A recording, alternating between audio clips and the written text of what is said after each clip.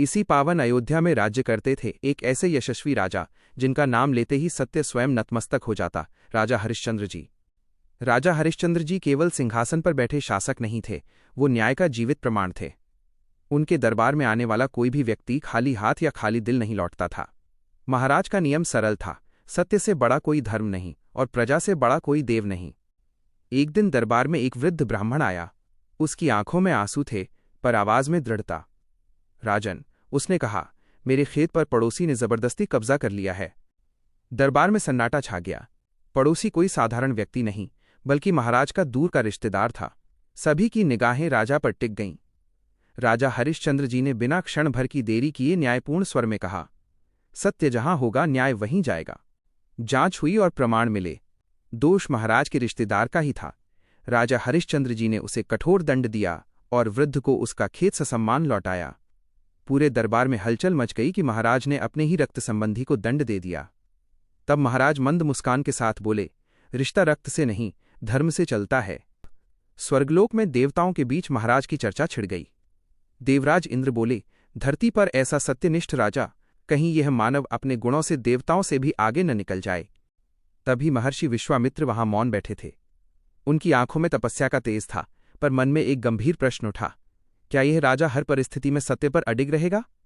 उन्होंने उसी क्षण संकल्प लिया कि राजा हरिश्चंद्र जी की सत्यनिष्ठा की कड़ी परीक्षा ली जाएगी। एक दिन महर्षि विश्वामित्र अचानक अयोध्या के राजदरबार में पहुंचे।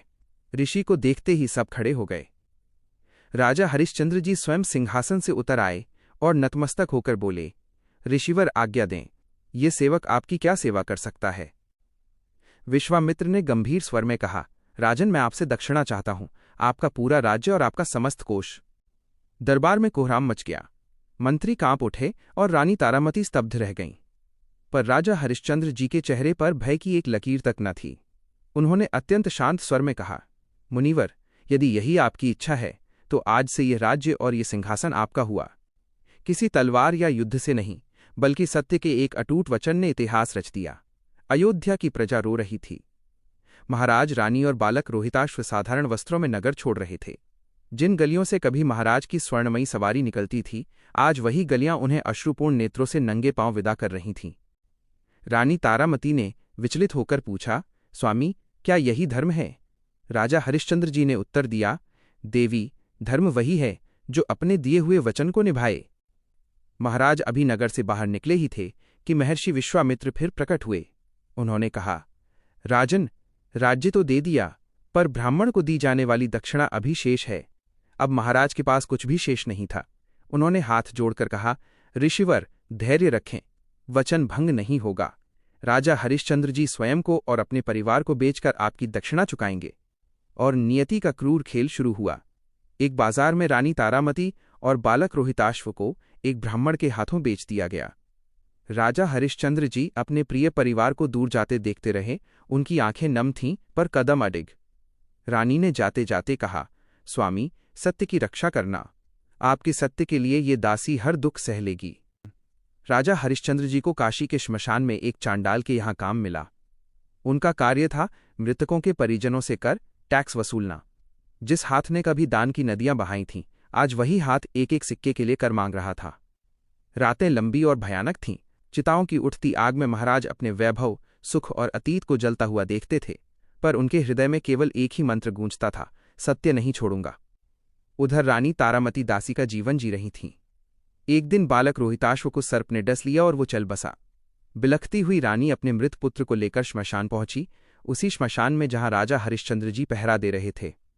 घोर अंधकार में महाराज ने रानी को नहीं पहचाना और नियमानुसार कर मांगा। जब रानी ने अपनी व्यथा सुनाई तो महाराज का हृदय फट पड़ा। वो पहचान गए कि यह उनकी पत्नी और उनका मृत पुत्र है। पर सत्य का पथ इतना कठिन था कि उन्होंने कांपते स्वर में कहा, देवी, नियम सबके लिए समान है। बिना कर चुकाए अंतिम संस्कार नहीं हो सकता। रानी के पास कुछ नहीं था। विवश होकर उसने अपनी साड़ी का एक टुकड़ा फाड़कर कर के रूप में देना चाहा। जैसे ही राजा हरिश्चंद्र जी ने उस वस्त्र को स्वीकार किया और सत्य की पराकाष्ठा सिद्ध हुई, आकाश से पुष्प वर्षा होने लगी। साक्षात देवता और महर्षि विश्वामित्र प्रकट हुए। महर्षि ने कहा, राजन, आपकी परीक्षा पूर्ण हुई। सृष्टि में आपके समान कोई दूसरा सत्यवादी नहीं है। ईश्वरीय कृपा से बालक रोहिताश्व जीवित हो उठा।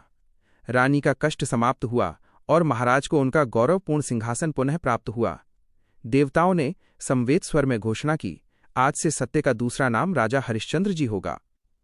महाराज ने हाथ जोड़कर विनय की, यदि इन कष्टों के माध्यम से संसार को सत्य की शक्ति का बोध हुआ है तो ये जीवन सफल है। अगर वीडियो पसंद आया हो तो लाइक जरूर करें, चैनल को सब्सक्राइब करें और बेल आइकन दबाना ना भूलें।